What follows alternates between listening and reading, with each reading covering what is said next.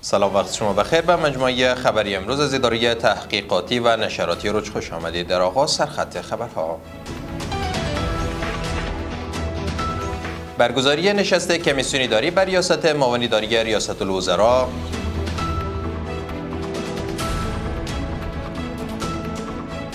تاکید مسئولان زون غرب بر ایجاد زمینه کار، کاهش سطح رویدادهای جنایی، جلوگیری از کشت و قاچاق مواد مخدر،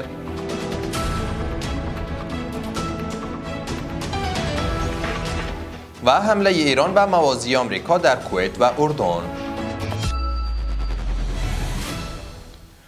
امروز شنبه 27 ماه سرطان سال 1405 خورشیدی در ادامه مشروع خبرها. بر ریاست مولوی عبدالسلام حنفی معاون اداری ریاست الوزراء نشست کمیسیون اداری برگزار شد و در آن درباره موضوعات مربوط به وزارت شهرسازی و مسکن و شرکت‌های دولتی بحث و تصامیم لازم اتخاذ گردید. در این نشست به منظور بررسی و ارزیابی دقیق‌تر موضوعات یاد شده، وظایف مشخص به کمیته سپرده شد. نشست هماهنگی مسئولان زون غرب کشور بر رهبری والی هرات برگزار شد. در این نشست پیرامون ایجاد زمینه کار، کاهش سطح رویدادهای جنایی، جلوگیری از کشت و قاچاق مواد مخدر، فراهمسازی زمینه‌های بهتر تعلیم علوم دینی و عصری و موضوعات مختلف دیگر گفتگو شد. والی هرات بر ایجاد زمینه کار برای جوانان در ولایت‌های نیمروز، فرا، غور و بادغیس در بخش‌های زراعت، صنعت و بخش‌های ساختمانی تاکید کرد. سید کریم هاشمی رئیس اتاق تجارت و سرمایه‌گذاری افغانستان با سفیر هند دیدار و درباره راه‌های تقویت تجارت و سرمایه‌گذاری میان دو کشور گفتگو کردند.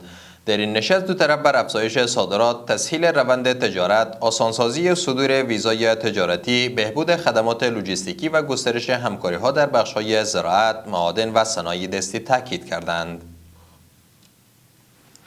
و در خبر آخر این که ایران اعلام کرده است که پایگاه‌های العدیر و علی السالم در کویت و پایگاه الارزق در اردن را هدف قرار داده که طی آن انبارهای مهمات و ذخیره مواد سوخت نیروهای آمریکایی منهدم شده است. در مقابل قماندانی مرکزی آمریکا سنتکام اعلام کرده است که در هفتمین شب متوالی حملات خود مراکز نظارتی، زیرساخت‌های لوجستیکی و توانایی‌های دریایی ایران را هدف قرار داده است. جهان سپاس از توجه و همراهیتان. برای تازه‌ترین های افغانستان، منطقه و جهان ما را در شبکه‌های اجتماعی دنبال نمایید.